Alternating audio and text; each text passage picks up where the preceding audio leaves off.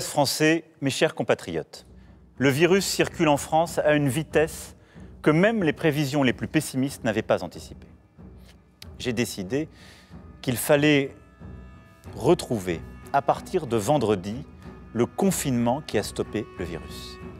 Les commerces qui ont été définis au printemps comme non essentiels, les établissements recevant du public, notamment les bars et restaurants, seront fermés. Comme au printemps, le quoi qu'il en coûte, cette Voilà, donc on prépare tous les jours nos petits sachets avec serviettes, couverts en plastique, pain, repas emportés. C'est vraiment un crève-cœur de travailler comme ça. Moi, j'aime pas du tout mettre ça dans des gamelles, tout mélanger, c'est un peu gênant. La vente à emporter, c'est la seule solution laissée aux restaurateurs pour limiter les pertes. Et à l'amertume de la présentation en sac plastique s'ajoute la frustration de ne pas pouvoir faire entendre sa colère depuis Châteaudun, petite ville tranquille de 14 000 habitants. Bien sûr qu'on est prêt à manifester, mais on n'a pas les moyens. C'est le peu qu'on fait, où je suis obligé de travailler tous les jours pour faire des repas à emporter. Le peu qu'on fait, on a besoin d'être là, on n'a pas le temps d'aller manifester. Si je pouvais, je le ferais. Mais malheureusement, c'est pas possible. Le couple qui gère la petite vitesse a survécu au premier confinement en utilisant toute sa trésorerie, mais depuis les échéances se sont accumulées. Une dizaine de clients en moyenne commandent des sachets repas quand d'habitude on compte 35 couverts par service. Alors pour tenir, il faut trouver des solutions. Tu vas bien ? Ouais. Moi, je travaille en extérieur sur un chantier où je fais des ménages pour rendre les appartements propres. Le restaurant ne peut pas subvenir à nos besoins.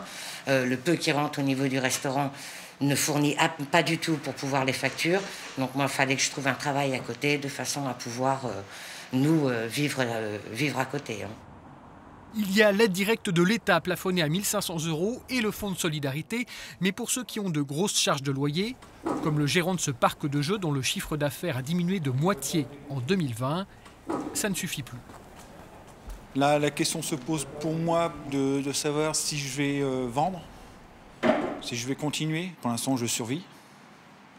Tout est fait pour les employés. Ils ont le chômage partiel, tout ça, mais nous, les patrons, on n'a que dalle. On n'a rien, excusez-moi, on n'a rien. Et rien n'est prévu pour nous, parce que nous, on est patrons, on fait vivre notre famille aussi. Il n'y a pas que les employés qui font vivre. Nous, on fait vivre nos familles. Donc, en étant dans des trucs précaires comme ça, on est encore plus précaire que les employés, quoi. Combien de boutiques seront obligées de baisser définitivement le rideau à Châteaudun dans quelques mois ? La question inquiète le maire qui, dès l'annonce du reconfinement, a pris un arrêté autorisant tous les commerces à rester ouverts malgré tout. Rapidement invalidé par le tribunal administratif, il signifiait aussi que tout en haut, les décideurs auraient pu s'y prendre autrement. On a l'impression de payer pour les grandes villes, les grandes métropoles. On n'a pas les avantages et en plus on nous demande les inconvénients. Il faut qu'ils se rendent compte qu'on n'est pas aux Galeries Lafayette. Encore une fois, il peut rentrer 15 à 20 personnes dans une journée dans un commerce, à Bonneval, à Brou, à Châteaudun, à Cloix, à la commune nouvelle d'Arroux par exemple. Et donc il n'y a pas de risque, quelqu'un rentre à 10h15, quelqu'un à 10h40, il n'y a pas de risque. En plus, il y a des protocoles. C'est pas ici que le virus se transpose. Tout au long du mois de novembre, la clientèle n'a cessé de défiler sur le pas de porte de la librairie du coin. On vous va ? Oui, très bien.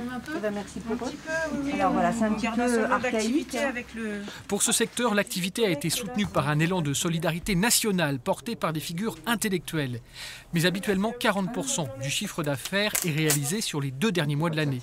Et là, les ventes provoquées par le hasard des rencontres et les conseils des libraires ont disparu.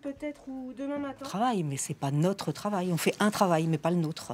Alors on n'est pas ouvert, mais on a des horaires de retrait pour si vous avez des commandes ou des titres que vous souhaitez, on peut vous les fournir quand même. Physiquement, c'est assez compliqué à gérer, ça s'arrête jamais. On travaille beaucoup pour beaucoup moins de chiffres. Hein, concrètement, on aura nos charges à payer, donc il faut y penser. Cliquer, collecter, évoluer sur Internet, transiter vers le monde d'après. Dans ce magasin de vêtements, on a bien entendu et appliqué les consignes du gouvernement. Mais en situation de confinement, tous les commerces ne sont pas égaux. Le click and collect par rapport à mon activité, ça ne fonctionne pas du tout parce que voilà, moi j'ai une activité d'équipement de la personne, magasin plutôt traditionnel et les gens, voilà, ma clientèle n'achète pas sur Internet, ils veulent venir nous voir, veulent notre conseil, veulent essayer. Donc non, ça n'a pas fonctionné du tout. Je me suis inscrite sur la plateforme qui a été mise en place, fairmescourses.fr. J'ai mis tous mes articles, les prix, enfin j'ai fait tout bien comme il faut, mais j'ai 0 retour. On a presque le sentiment qu'il y a une volonté politique de mettre à mort le petit commerce. Voilà, c'est peut-être un peu brutal, mais c'est franchement ce que je pense et ce qu'on est beaucoup à penser. S'ils consomment beaucoup moins dans les commerces de proximité en période de confinement, les Français n'ont pas cessé de consommer pour autant. À mesure que les emplois pérennes de l'ancien monde disparaissent, l'économie s'adapte. Pour faire face au boom des livraisons, la Poste a recruté pour la fin de l'année 9000 CDD, dont 400 dans la région. En général, cette période colis, elle démarre plutôt deuxième quinzaine de novembre avec un pic au Black Friday. Là, pour le coup, cette augmentation des colis, elle a commencé dès le confinement. Dès la première semaine d'octobre, on a vu déjà un solide frémissement. Et la deuxième semaine d'octobre, on avait battu notre record annuel. Selon la Poste, le volume du commerce en ligne a atteint depuis l'épidémie un niveau qui n'était pas prévu avant 3 ans. Des rues quasiment vides, une main-d'œuvre précaire qui transporte les colis du hangar à la boîte aux lettres. L'économie du sans-contact a su saisir l'opportunité pour accélérer une transition déjà planifiée dans le monde d'avant.